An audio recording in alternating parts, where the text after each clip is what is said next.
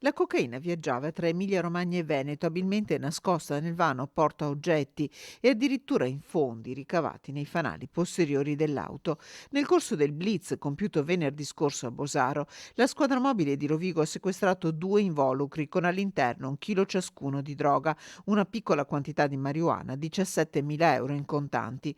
Un'operazione nata dal controllo di un'auto sospetta, seguita per alcuni chilometri dai poliziotti e poi bloccata nei pressi di un garage nel comune polesano.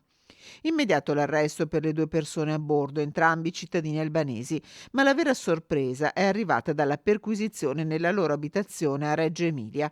Qui gli agenti hanno sequestrato altri 39 panetti di cocaina per un totale di oltre 43 kg, oltre a 390.000 euro in contanti, in banconote da 50 e 100 euro.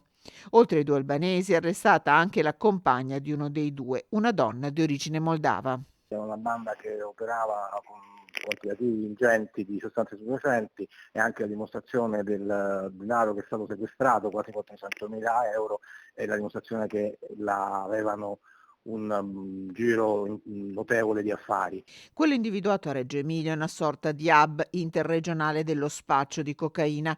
Le indagini continuano per capire a chi fosse destinata la droga.